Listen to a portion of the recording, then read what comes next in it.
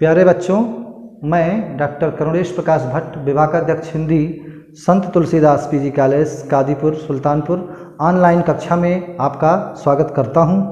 आज हम आपके समक्ष हिंदी का महत्व और उसकी उपयोगिता विषय पर अपना व्याख्यान प्रस्तुत करेंगे। हिंदी का महत्व और उसकी उपयोगिता के अंतर्गत 8 उपशीर्षक हैं और इसमें प्रथम भाग में रोजगार के अपार अवसर के रूप में हिंदी, जिसके विषय में मैं अपना व्याख्यान पहले प्रस्तुत कर चुका हूं। और दूसरा उपशीर्षक है राजभाषा और राष्ट्रभाषा के रूप में हिंदी। तीसरा पार्ट है विश्व भाषा के रूप में हिंदी। चौथा भाग है व्यवहारिक ज्ञान की दृष्टि में हिंदी। पांचवा भाग है भारतीय संस्कृति और संस्कार की प्रतीक हिंदी। छठा भाग है व्यक्तित्व निर्माण में सहायक हिंदी। सातवां भाग है राष्ट्रीय गरिमा और गौरव की संवाहक हिंदी। भाग 8 के अंतर्गत उपशीर्षक है भक्ति ज्ञान और प्रेम की संगम हिंदी। इन्हीं बिंदुओं पर हम क्रमशः अपना व्याख्यान प्रस्तुत करते रहेंगे। आज हम भाग 2 उपशीर्षक राजभाषा और राष्ट्रभाषा के रूप में हिंदी, इसी टॉपिक पर आज हम अपना लेक्चर आपके समक्ष प्रस्तुत करने जा रहे हैं। जैसा कि आप सब जानते हो कि हिंदी हमारे देश की राष्ट्रभाषा और राजभाषा है। राष्ट्रभाषा वही हो सकती है जिसका देश की सभ्यता, संस्कृति और साहित्य से गहरा संबंध होता है। हिंदी इस कसौटी पर खरी उतरती है। संविधान में हिंदी को राजभाषा घोषित किया गया है। संविधान में हिंदी को राष्ट्रभाषा नहीं कहा गया है। राष्ट्रभाषा का सम्मान तो इस देश की जनता जनार्दन ने अपने आप दिया है और लोगों के बीच राष्ट्रभाषा के रूप में हिंदी समादृत है, लेकिन संविधान में सिर्फ हिंदी को राजभाषा ही घोषित किया गया है। 14 सितंबर 1949 को हिंदी को राजभाषा घोषित किया गया और तब से प्रतिवर्ष 14 सितंबर को इसी दिन हिंदी दिवस के रूप में मनाया जाता है। हिंदी दिवस के बहाने हिंदी के प्रचार प्रसार पर बल दिया जाता है और हिंदी की उपलब्धियों और चुनौतियों पर प्रकाश डाला जाता है। यहाँ पर हम स्पष्ट करना चाहेंगे कि राजभाषा और राष्ट्रभाषा में क्या अंतर है, क्योंकि दोनों शब्द साथ साथ चल रहे हैं। राष्ट्रभाषा का जहाँ तक सवाल है, राष्ट्रभाषा का मतलब राष्ट्र की भाषा, जो राष्ट्र का प्रतिनिधित्व करे वही राष्ट्रभाषा होती है। राष्ट्रभाषा से तात्पर्य है कि एक ऐसी भाषा जो किसी जाति, वर्ग या क्षेत्र का प्रतिनिधित्व न कर कर पूरे राष्ट्र का प्रतिनिधित्व करती है, उसे हम राष्ट्रभाषा कहते हैं। दूसरे शब्दों में कहें तो किसी देश की अधिकतम जनता या बहुसंख्यक जनता जिस भाषा में अपने विचारों का आदान प्रदान करती है, उसे उस देश की राष्ट्रभाषा कहते हैं। इस प्रकार राष्ट्रभाषा के माध्यम से राष्ट्रीय भावों की अभिव्यक्ति होती है। और राजभाषा से क्या अभिप्राय है? राजभाषा का तात्पर्य होता है सरकारी कामकाज की भाषा, या अन्य शब्दों में कहें तो प्रशासनिक मशीनरी जिस भाषा में अपने कार्यों का निष्पादन संपादन करती है, उसे हम राजभाषा कहते हैं। किसी देश में जिस प्रकार राष्ट्रीय चिन्ह का महत्व होता है, राष्ट्रीय ध्वज का महत्व होता है, राष्ट्रगान का महत्व होता है, उसी प्रकार राष्ट्रभाषा का भी महत्व होता है। राष्ट्रभाषा उस देश की पहचान होती है, उसकी गरिमा का नेतृत्व करती है। राष्ट्रभाषा के बिना राष्ट्र गूंगा होता है। हम अपने भावनाओं और विचारों की अभिव्यक्ति राष्ट्रभाषा में ही अच्छी तरह से कर सकते हैं। किसी ने एक बहुत अच्छी बात कही है इसी संदर्भ में कि माँ, मातृभाषा और मातृभूमि का कोई विकल्प नहीं होता है। जैसे कोई स्त्री कितनी भी श्रेष्ठ और सुंदर क्यों न हो, वो माँ नहीं हो सकती। जैसे कोई देश कितना भी समृद्ध और विकसित क्यों न हो, वो मातृभूमि नहीं हो सकता, या जैसे कोई भाषा कितनी भी महत्वपूर्ण और उन्नत क्यों न हो, वो हमारी राष्ट्रभाषा नहीं हो सकती। हमारी राष्ट्रभाषा वही हो सकती है जो हमारे राष्ट्र से जुड़ी होती है। राष्ट्रभाषा में देश की आत्मा घुली होती है। तो इस प्रकार राष्ट्रभाषा का अपना महत्व होता है और वास्तव में राष्ट्रभाषा देश की एकता की कुंजी होती है। जिस देश में राष्ट्रभाषा बहुत समृद्ध होती है, वहाँ पर उस देश का महत्व और उसकी उपयोगिता भी असंदिग्ध होती है।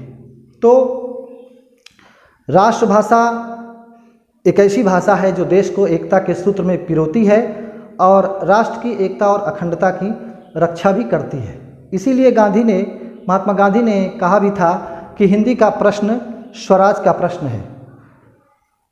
तिलक ने कहा था कि हिंदी एकता के सूत्र में देश को बांधने वाली भाषा है। आचार्य क्षितिमोहन सेन ने कहा था कि हिंदी संस्कृत का राजसूय यज्ञ है। तो इस प्रकार राष्ट्रभाषा हमेशा राष्ट्र के चिंतन से जुड़ी होती है। राष्ट्रभाषा के महत्व पर हम अगर चर्चा आगे बढ़ाएं तो इसी क्रम में आयरस कवि थॉमस डेविस का एक कथन बहुत ही प्रासंगिक है, जो कहता है कि राष्ट्रभाषा की रक्षा सीमाओं की रक्षा से भी ज़्यादा जरूरी होती है, क्योंकि वह विदेशी आक्रमण को रोकने में पर्वतों नदियों से भी अधिक समर्थ होती है। इसी संदर्भ में एक बाइबल में एक कथा आती है जिसमें राष्ट्रभाषा के महत्व पर विचार किया गया है। बाइबल में कथा आती है कि एक बार आदम के बेटों ने आसमान तक एक मीनार बनानी चाहिए और उन्होंने अपना काम शुरू कर दिया। वो आसमान तक निर्माण करने लगे, इमारत का निर्माण करना प्रारंभ कर दिए। ईश्वर ने देखा कि ये लोग तो आसमान तक पहुंच जाएंगे, स्वर्ग तक पहुंच जाएंगे, इनकी एक भाषा है और उस भाषा के माध्यम से ये लोग आगे बढ़ते चले आ रहे हैं। ईश्वर ने उनकी भाषा को अलग अलग रूप दे दिया और फिर वे तितर बितर हो गए और एक दूसरे की भाषा न समझने के कारण उनका काम रुक गया और इमारत का बनना भी बंद हो गया। तो इस प्रकार भिन्न भिन्न भाषाएं देकर उनको विखंडित कर दिया गया। तो इस प्रकार राष्ट्रभाषा का महत्व जो है वो अपने आप में ये दर्शाता है कि हम बिना एक भाषा के कभी भी देश की एकता और अखंडता की रक्षा समुचित तरीके से नहीं कर सकते और राष्ट्रीय अस्मिता के लिए, राष्ट्रीय अस्तित्व के संपोषण के लिए, उसके संवर्धन के लिए हमें एक राष्ट्रभाषा के सूत्र में अवश्य बंधना चाहिए। एक और बात हमारे दिमाग में आती है, स्मरण में एक बात आती है कि एक बार एक विद्वान जिनका नाम था प्रोफेसर गौरीशंकर हीरानंद ओझा, जो प्राचीन भारतीय लिपियों के अध्ययन पर एक बहुत महत्वपूर्ण पुस्तक लिख रहे थे। पाश्चात्य विद्वानों ने उनसे आग्रह किया कि आप यह ग्रंथ अंग्रेजी में क्यों नहीं लिख रहे हैं। प्रोफेसर गौरीशंकर ने बड़ा सुंदर उत्तर दिया था।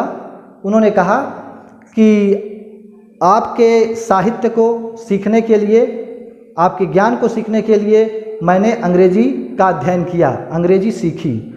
अब आपको अगर मेरे साहित्य और ज्ञान की आवश्यकता है तो आप भी हिंदी सीखिए और हमारे साहित्य से परिचित हो जाइए। तो इस प्रकार इतना आत्मसम्मान से भरा हुआ उत्तर प्रोफेसर ओझा ने दिया था। तो ऐसे आत्मसम्मानी व्यक्ति हमारे देश में हुए हैं और इसी तरह का आत्मसम्मान हमारे अंदर भी होना चाहिए।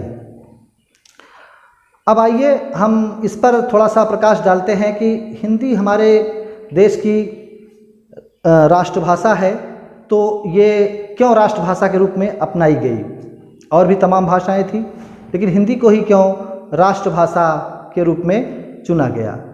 तो इस विषय में मैं कहना चाहूँगा कि हिंदी एक ऐसी भाषा है जिसने स्वतंत्रता संग्राम के दौरान अपनी भूमिका का निर्वहन किया था अपने योगदान से देशवासियों को प्रभावित किया था। हिंदी ने स्वतंत्रता संग्राम के दौरान अपनी उपयोगिता सिद्ध की थी। वास्तव में हिंदी के तमाम साहित्यकार, कलमकार ने ऐसी रचनाओं का सूत्रपात किया, ऐसी रचनाओं का सृजन किया जिसको सुनकर, जिसको पढ़कर तमाम प्रकार के सोए हुए देशवासी भी जाग गए और स्वतंत्रता की लड़ाई में अपने आप को उन्होंने झोंक दिया था। उन तमाम कालजयी रचनाओं को सुनकर उनके अंदर जो प्रेरणा जगी, जो देशभक्त की अलख जगी, उससे उन्होंने देश की सेवा की। ऐसे प्रबुद्ध साहित्यकारों में, ऐसे देशभक्त साहित्यकारों में जयशंकर प्रसाद जी का नाम लिया जा सकता है, माखनलाल चतुर्वेदी, राम नरेश त्रिपाठी, सुभद्रा कुमारी चौहान, बालकृष्ण शर्मा नवीन जैसे तमाम साहित्यकार उस समय साहित्य के क्षितिज पर अवतरित थे और उन्होंने अपनी तमाम प्रेरणादायक रचनाओं के माध्यम से देशवासियों के अंदर राष्ट्र प्रेम का सूत्रपात किया था, जिसके परिणामस्वरूप देश की आज़ादी में तमाम युवाओं ने बढ़ चढ़कर हिस्सा लिया था। जैसे मतिशरण गुप्त ने लिखा कि आर्यजन मानस भवन में आर्यजन जिनकी उतारे आरती, भगवान भारतवर्ष में गूंजे हमारी भारती। और राम नरेश त्रिपाठी ने लिखा कि विश्वत रेखा का वासी जो जीता है नित हाँफ हाँफ कर रखता है अनुराग अलौकिक, वह भी अपनी मातृभूमि पर ध्रुववासी जो हिम में तम में जी लेता है, काँप काँप कर रखता है अनुराग अलौकिक, वह भी अपनी मातृभूमि पर। और बालकृष्ण शर्मा नवीन ने लिखा कि बालकृष्ण शर्मा नवीन ने लिखा कि कभी कुछ ऐसी तान सुनाओ जिससे उथल पुथल मच जाए, एक हिलोर इधर से आए, एक हिलोर उधर से आए, कभी कुछ ऐसी तान सुनाओ। और उस प्रसिद्ध कविता को कौन भूल सकता है, माखनलाल चतुर्वेदी की पुष्प की अभिलाषा, चाह नहीं मैं सुरबाला के गहनों में गुथा जाऊं और मुझे तोड़ लेना बनमाली उस पथ पर तुम देना फेंक, मातृभूमि पर शीश चढ़ाने जिस पथ जावे वीर अनेक। तो इस प्रकार इस तरह की तमाम क्रांतिकारी रचनाओं से हमारा हिंदी साहित्य भरा पड़ा हुआ है और उस समय के युवाओं ने इन्हीं रचनाओं से प्रेरणा लेकर देश की आज़ादी में अपना महत्तम योगदान किया था। तो इन्हीं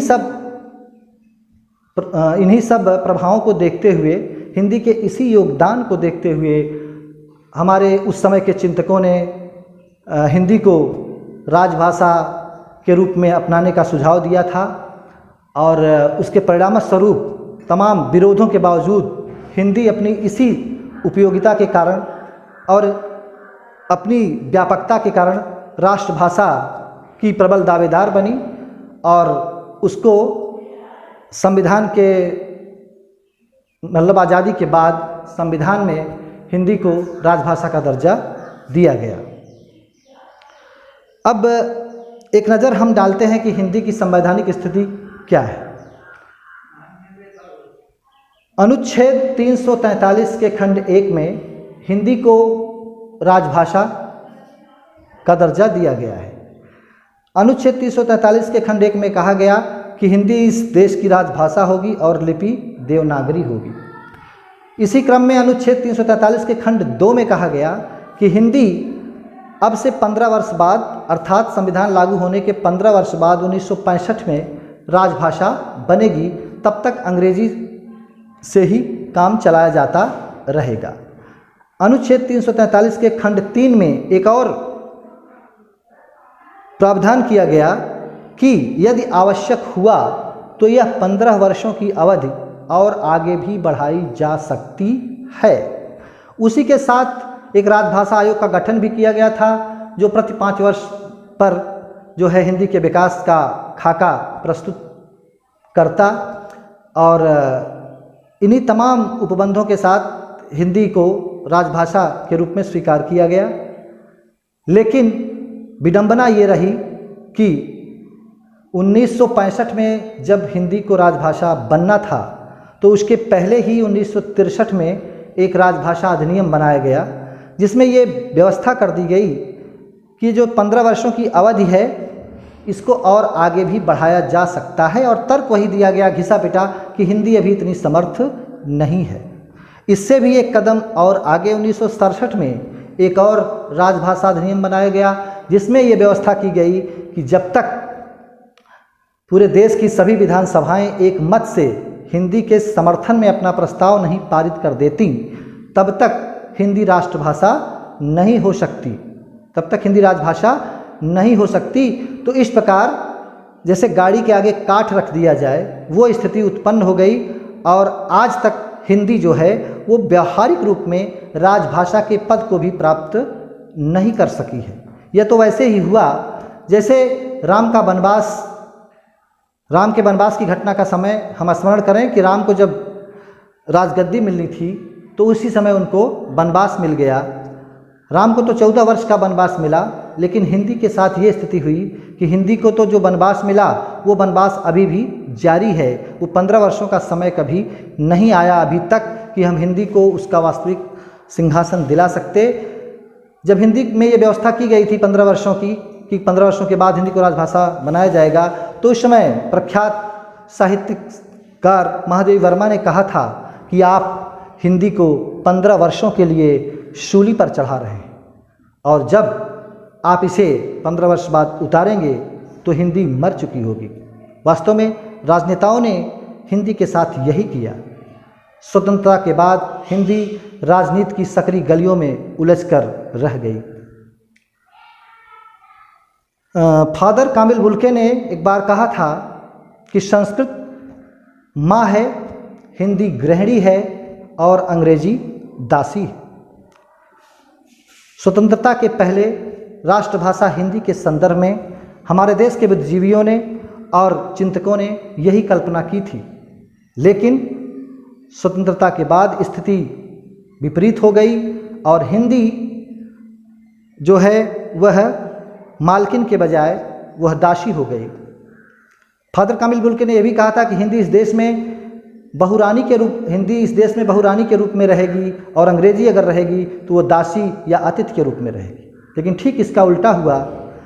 अंग्रेजी का वर्चस्व इतना ज़्यादा हो गया कि हिंदी की उपेक्षा होने लगी। 200 वर्षों तक लगभग अंग्रेजों ने शासन किया था। 200 वर्षों के हिंदी शासनकाल में 200 वर्षों के अंग्रेजी के शासनकाल में अंग्रेजी संस्कारों का इतना ज़्यादा वर्चस्व हो गया कि 1000 वर्षों की हिंदी की सभ्यता और संस्कृति जो है वो पीछे हो गई, वो दब गई। इसके पीछे जो सबसे बड़ा कारण है या हिंदी की इस स्थिति का जो सबसे बड़ा उत्तरदायित्व है वो हमारे प्रथम प्रधानमंत्री पंडित जवाहरलाल नेहरू पर है। हिंदी की इस दुर्दशा के वही जनक हैं, क्योंकि वे सच्चे मन से हिंदी के कभी समर्थक नहीं रहे। इसका एक प्रमाण है कि 15 जून 1910 को उन्होंने अपने पिता को एक पत्र लिखा था जिसमें उन्होंने स्पष्ट रूप से कहा था कि मैं कैम्ब्रिज विश्वविद्यालय को छोड़कर ऑक्सफोर्ड विश्वविद्यालय में पढ़ना चाहता हूं, क्योंकि ये हिंदुस्तानियों से भर गया है। तो पंडित जवाहरलाल नेहरू की यह मानसिकता दर्शाती है कि उनका अंग्रेजी के प्रति कितना आकर्षण था और वे अपने स्टेटस सिंबल को बनाए रखने के लिए अपने उस यूनिवर्सिटी में किसी और भारतीय को सहन नहीं कर सकते थे। तो इस तरह की जो मानसिकता है वो दर्शाती है कि जो व्यक्ति इस देश का प्रधानमंत्री हो और जिसके शासनकाल में हिंदी का विकास हो सकता था, हिंदी के संबंध में जो व्यवस्थाएं की गई वो उसको बहुत आगे ले जा सकता था, लेकिन हिंदी को सदैव के लिए राजनीतिक गलियों में भटका देने का जो काम किया है वो पंडित जवाहरलाल नेहरू ने किया है। उन्होंने हिंदी को राष्ट्रभाषा कभी भी बनने नहीं दिया और उसके रास्ते में हमेशा कांटे बिछाते गए। तो ये सब स्थितियां हैं कि हिंदी आज भी राजभाषा के पद को प्राप्त करने के लिए संघर्ष कर रही है। संविधान में तो व्यवस्था है, लेकिन व्यावहारिक रूप से उसे आज भी वो पद नहीं मिला है। बावजूद इसके हिंदी अपनी सामर्थ्य और शक्ति से निरंतर आगे बढ़ रही है। यद्यपि हिंदी बाद के समय में राजनीति का शिकार हो गई, तमाम उसके साथ अभी भी जो है विरोधाभास की स्थिति है। तमाम राजनेता, राजनीतिज्ञ अपने वोट बैंक के कारण हिंदी का समर्थन नहीं करते हैं, लेकिन इसके बावजूद हिंदी की अपनी सामर्थ्य और शक्ति इतनी प्रबल है कि वह लोकप्रियता का परचम पूरे देश में लहरा रही है। देश के साथ पूरे विश्व में हिंदी छाई हुई है। हिंदी राजभाषा और राष्ट्रभाषा के रूप में पूरे देश में समादृत है, आदरणीय है, क्योंकि हिंदी इस देश की पहचान है, हिंदी इस देश की आत्मा है, या यूँ कहें तो हिंदी इस देश के माथे की बिंदी है। तो राजभाषा और राष्ट्रभाषा के रूप में हिंदी का जो सम्मान है, हिंदी का जो स्थान है, वो निश्चित रूप से बहुत बड़ा है।